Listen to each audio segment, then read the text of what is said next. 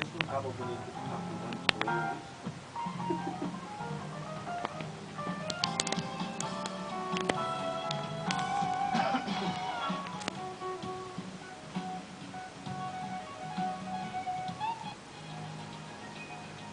Voltamos a apresentar o programa A Sua Verdade, com Santiago Vasconcelos e Roberto Solon. Programa A Sua Verdade. A Sua Verdade. Estamos de volta com o programa A Sua Verdade e hoje entrevistando o candidato da coligação Unidos por Pé da Lavrada, formada pelo PSB, o DEM, PR e PPS, que tem como candidato a prefeito Roberto e como candidato a vice Alexandro Buriti. Candidato, ainda na educação, tem uma proposta que me deixou bastante curioso. E talvez os internautas, os ouvintes, enfim, queiram saber melhor também sobre como você pretende criar um sítio-escola no intuito de usar o contraturno, né, para que ocupe o aluno em espaço livre, a fim de obter conceitos sobre cultura e valores. Como seria? Eu fiquei curioso em saber como seria esse sítio. E o tempo comecei a marcar agora. Na realidade, isso aí vem de encontro ao programa do governo federal, que também o município vai aderir a ele, que é o programa Mais Educação, né? Esse sítio escola, ele funcionará basicamente, mais ou menos, nos moldes do programa que nós também aderiremos, embora não esteja aqui no nosso programa de governo, que é o Pronacampo. É um programa do governo federal que é voltado para que você incentive professores e alunos já que tenham terminado o curso de ensino médio para fazer universidades e cursos técnicos na área rural, certo? E a gente precisa valorizar o que nós temos, as nossas potencialidades. Nós temos, ainda que muito devagar por conta da questão da estiagem, a agricultura familiar é muito forte ainda no nosso município, né? E a questão mineral. Então, é nesse propósito que nós colocamos esse programa, Sítio Escola, né? Esse vai ser usado em turno diferente do que o aluno estuda, né? Nós pretendemos desapropriar uma área para que a gente possa desenvolver essas atividades e mostrar, porque também o governo federal está com uma mentalidade que eu concordo plenamente, de manter o agricultor da zona rural, mantê-lo na zona rural. Ultimamente tem havido muita gente vindo para as cidades estão lixando, então esses problemas sociais que existem hoje são muito em função disso. Então a gente precisa fortalecer o homem do campo a ficar no campo, e isso será uma forma de incentivo, ou seja, nós desapropriaremos uma área, dotaremos, mediante a formação de professores, enfim, nós usaremos isso como um contraturno realmente, como mais ou menos preconiza o Mais Educação, certo? Então é uma ideia que nós temos para que nós aproveitemos as potencialidades que nós temos, especialmente a atividade mineral aqui de Pedra Lavrada. Santiago agora vai encaminhar outra pergunta ao candidato Roberto Vasconcelos Cordeiro, né, pela coligação Unidos Pedra Lavrada, mais um candidato.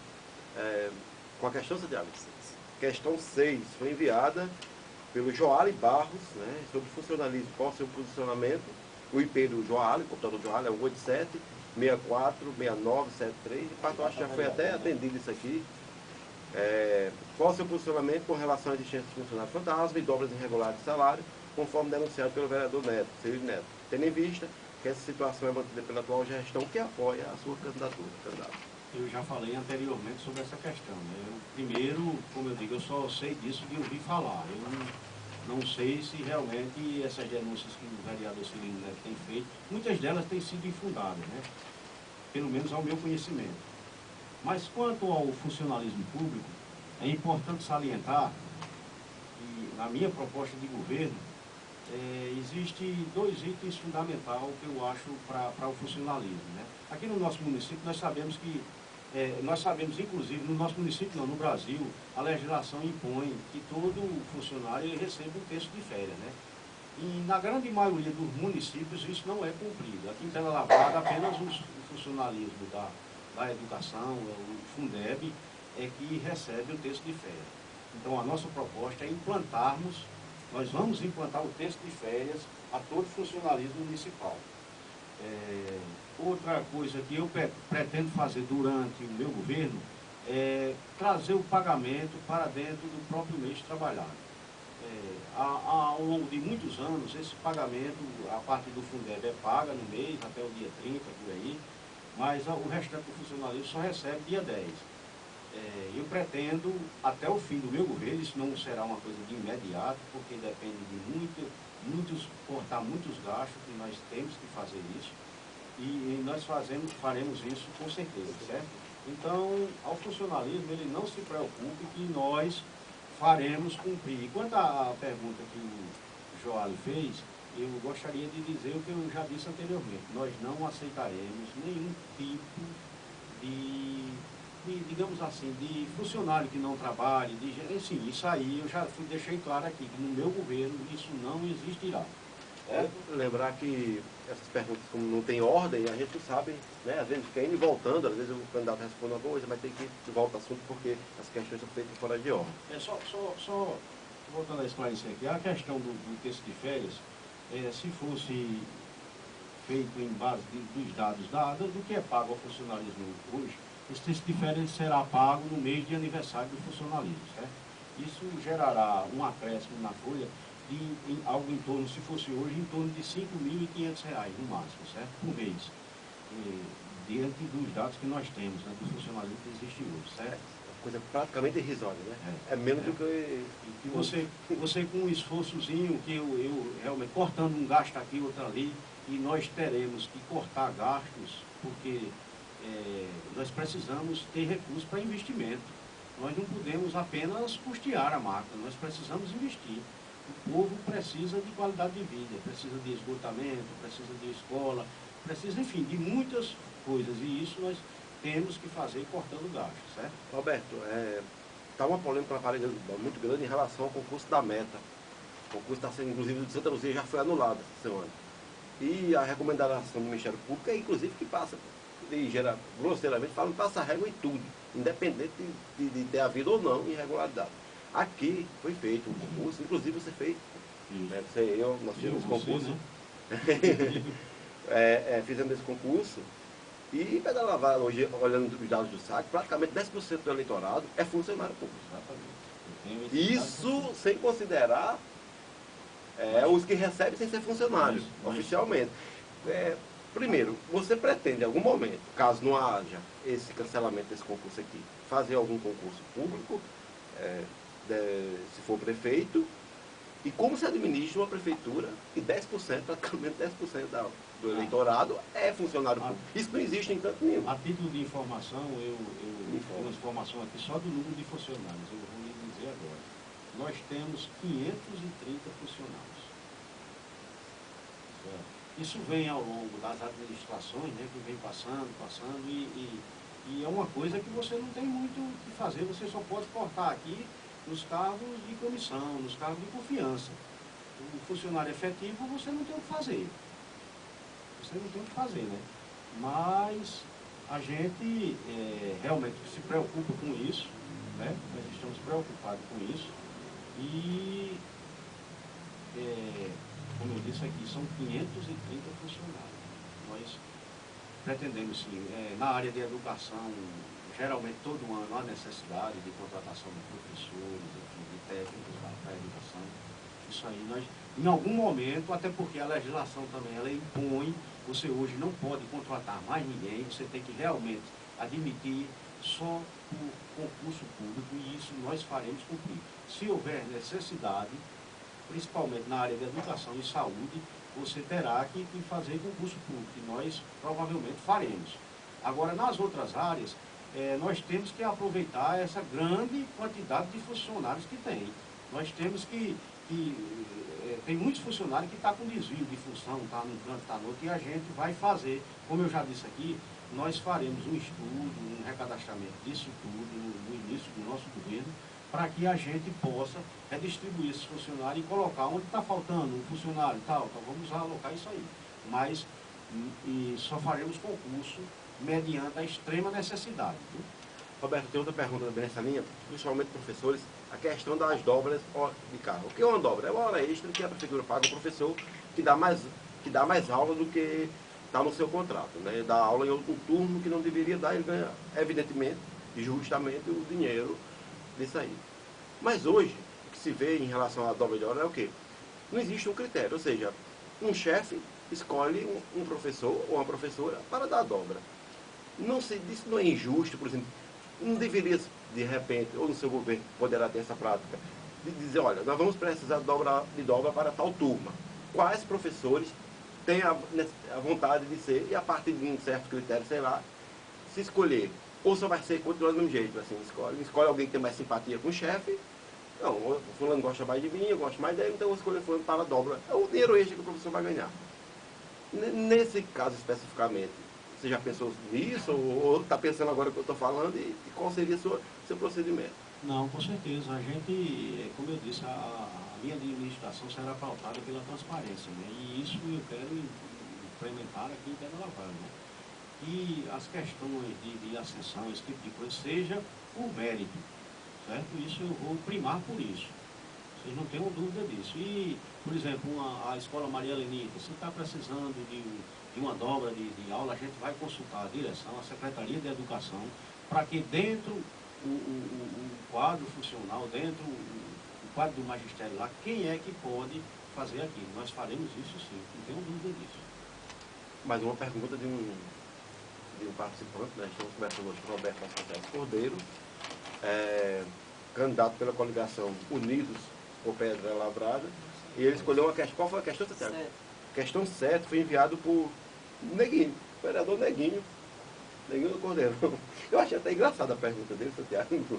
E, na verdade, ele faz até uma crítica ao prefeito Tota Guedes aqui, né? Mas vamos lá então, né? O tema é esporte, lazer, e o IP do computador que ele usou foi 189-814453. Durante esse mandato do atual prefeito, não arrumou verba para o estádio. Lutei por uma reforma do campo e gramado, né? E nossos vizinhos já realizaram. E você, Roberto, sendo eleito, pergunta, qual projeto tens para os desportistas da nossa cidade e para ter um estádio gramado? Neguinho, é com você, Roberto. Obrigado aí, companheiro Neguinho, vereador Neguinho.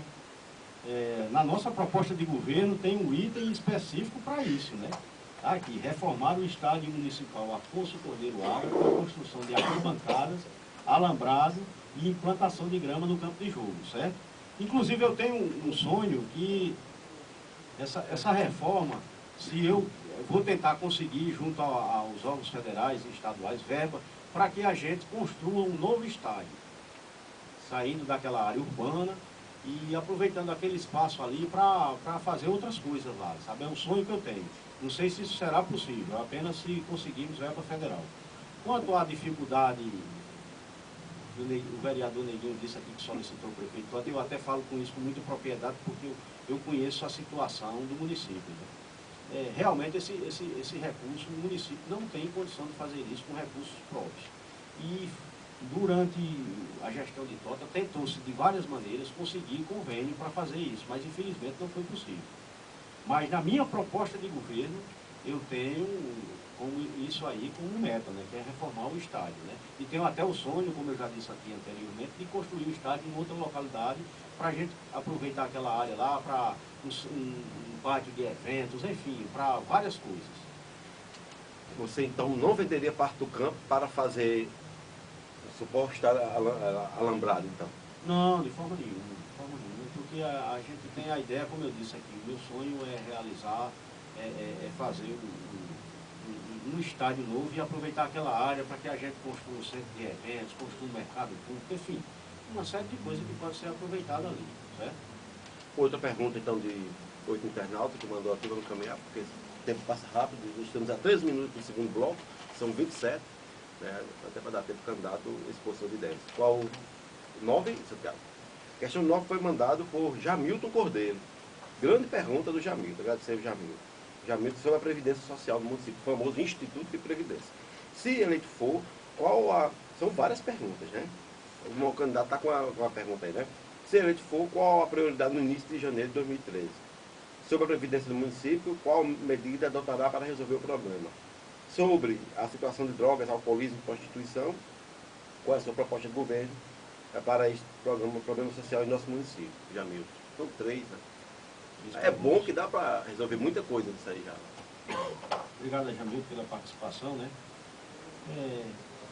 Qual a prioridade para o início de governo? Como eu disse, todo início de governo, né, nós temos que tomar pé da situação, nós teremos que ser, no primeiro instante, austero, e para que a gente equilibre as finanças municipais, né?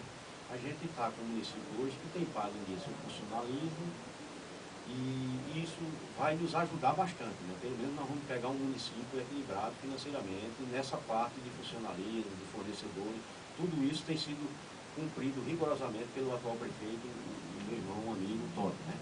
Então, nós não teremos muita dificuldade nisso aí, né?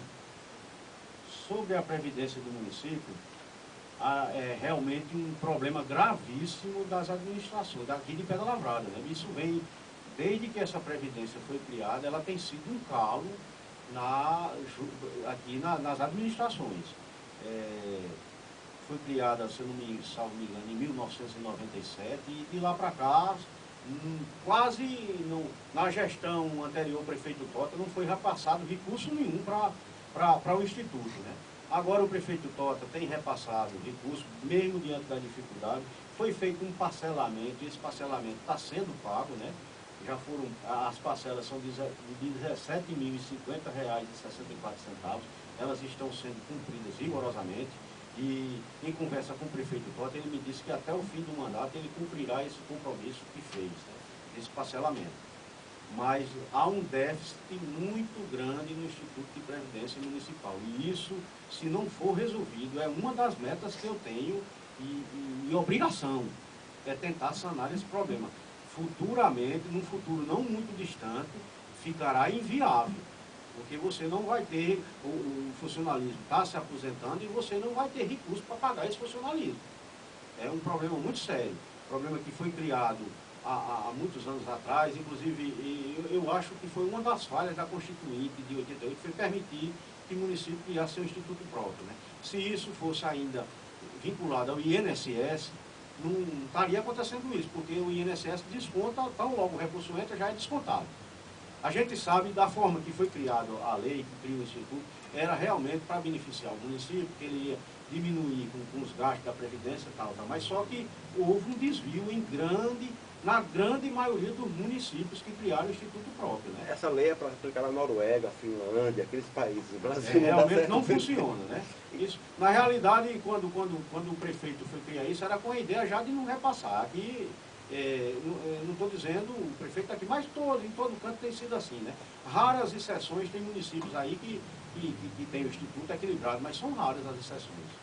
A questão social, quanto à questão social, a última parte da pergunta dele, sobre drogas, prostituição e alcoolismo, essas coisas. Isso. Principalmente o alcoolismo. Sempre porque as pessoas acham que álcool não é droga. É droga, álcool é droga sim. Álcool é droga sim. A gente tem uma preocupação muito grande, até porque a Pedra Lavrada ultimamente tem se transformado aí, já tem crack, maconha sempre houve, né? Mas em pequena escala, mas tem crack, enfim. E isso é degradante para a sociedade, né? A gente tem que buscar parcerias junto aos governos estadual e federal para podermos combater essa questão das drogas, né? Precisa fazer isso como? Primeiro, buscando as parcerias, porque os recursos que o município tem, não tem recurso específico para isso, é necessário você buscar.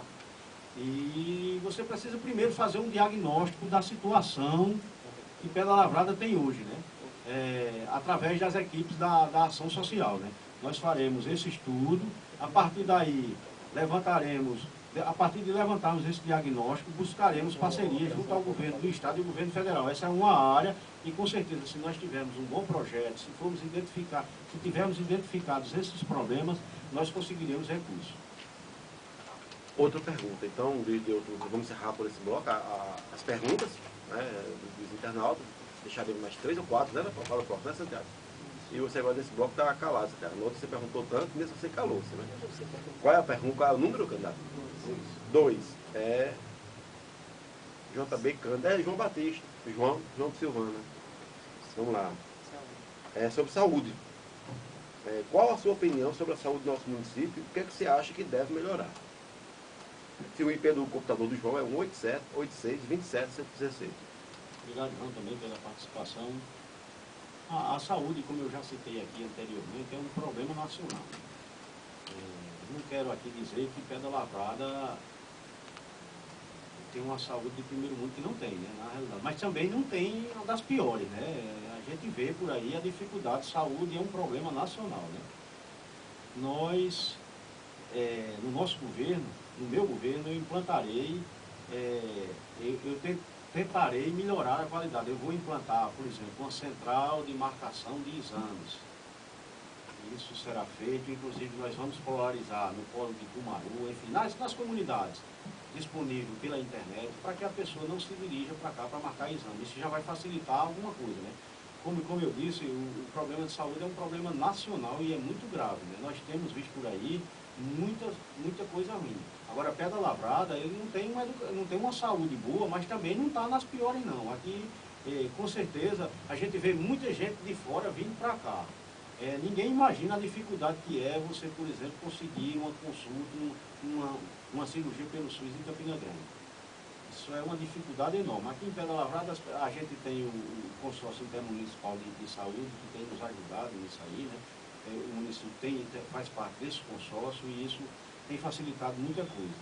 Mas nós tentaremos, da melhor maneira possível, fazermos com que a saúde melhore aqui em Pedra Lavrada, né? As propostas da saúde tem muitas também aqui, né, que nós tentaremos discutir ainda daqui para frente. Candidato, sobre a questão do ponto de vista da ordem pessoal, mas que isso termina tendo algum impacto na administração, né? Mas é coisa simples, como o senhor sendo eleito, ficará morando em Pedra Lavrada? Com certeza. Na rua Gomes Barreto, número 75. Tem uma prática comum em Talvez eu tenha que me mudar, porque a minha casa é muito pequena, né? Realmente a estrutura é muito pequena, mas o meu endereço hoje é esse, e mesmo que não seja, eu divulgarei, estarei morando em Pedra Lavrada. Agora também digo, né?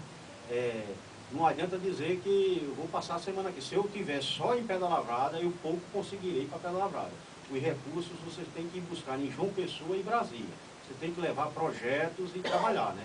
Não adianta dizer, não, eu vou estar aqui de turnamento, porque aí eu também pouco administrarei, né? Eu tenho que conseguir recursos para a gente investir em nosso município, certo?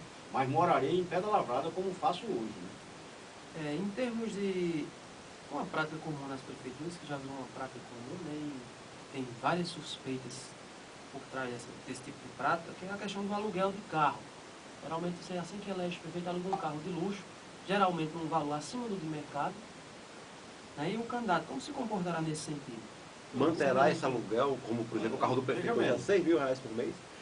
Que em maio, quando o carro dele quebrou, ele locou outro carro, inclusive mais caro, que é um SW4, que é aquela fechada, não é a caminhonete, por um valor quase a metade do preço do que ele paga, está lá em maio na prestação do Tribunal de Contas. Veja bem, primeiro eu com todo respeito, Santiago, eu gostaria de discordar da questão do valor alto, até porque as contas têm sido analisadas pelos tribunais de contas, né, e esse valor está dentro do preço de mercado, sim, né? Mas ele alugou um em maio por 3.000 e poucos não, reais. eu desconheço isso aí. Roda lá no Mas deve ser questão de ano de carro, tem isso também, né? Porque quanto o carro mais velho, ele é desvalorizado. 6.000 não é muito não?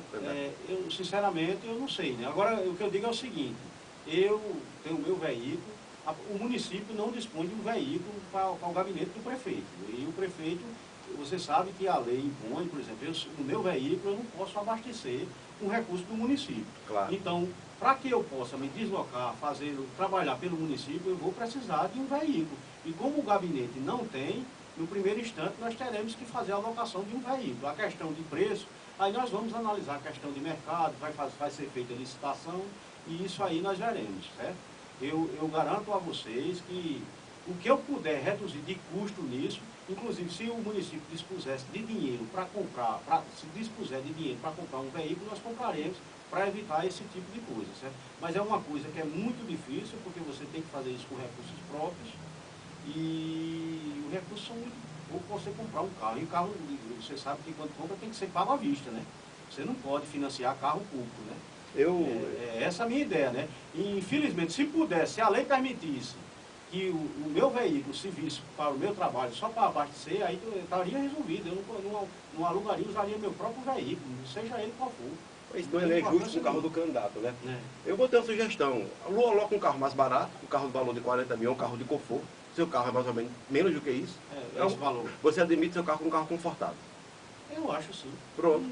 Um carro desse é mais barato. Eu não tenho a menor vaidade com isso aí. Né? Um carro Quem desse me conhece sabe que eu sou uma pessoa extremamente... Eu vou dar uma sugestão, Roberto. Não tenho preocupação. Para mim, tanto faz eu estar num Fusca, como eu estar nesse meu carro, no Agem. Para mim, agora, é claro, você também, como gestor, também não pode estar se expondo, né? Você muitas vezes tem que estar se deslocando por grande distância e tal. Você precisa de um veículo que esteja em boas condições. As nossas estradas estão muito boas agora, menos mal tem esse problema, né? Um carro do seu, hoje você aloca R$ 2.500, R$ 3.000, você economiza R$ 3.000. Guarda durante um ano, 3 mil, dá 3 mil, isso, dá 36 mil reais, você guarda e compra um carro novo aí, no final do primeiro ano. Isso aí, né? Vai entrar na questão que eu disse anteriormente, austeridade. Eu terei austeridade, porque eu precisaria... Não tem como cortar do povo e não cortar do seu. Não é verdade. Santiago, temos 1 minuto, não, 2 minutos. 2 minutos é uma pergunta breve e rápida. A questão de reprovações de conta.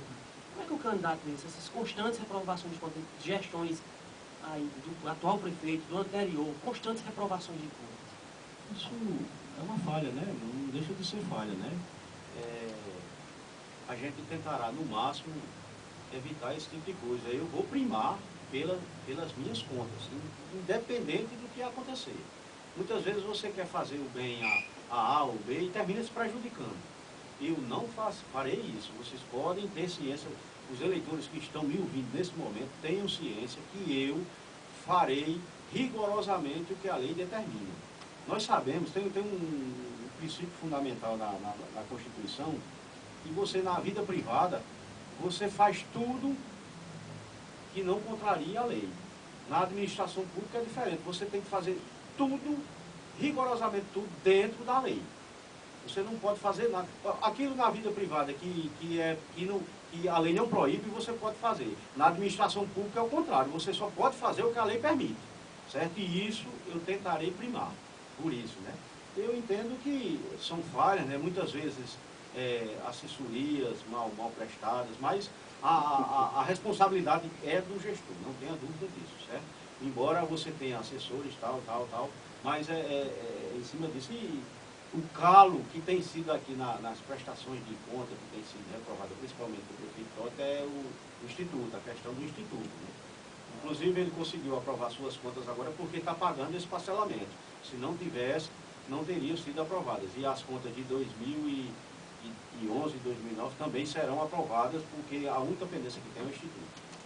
Estamos conversando hoje com o candidato Roberto Vasconcelos Cordeiro, candidato da coligação Unidos por Pedra Lavrada. Vamos agora para o último bloco de 27 minutos.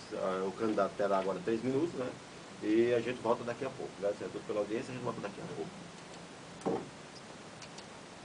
Estamos apresentando o programa A Sua Verdade, com Santiago É rápido, porque o cara está vendo o tempo. Solon, programa A Sua Verdade.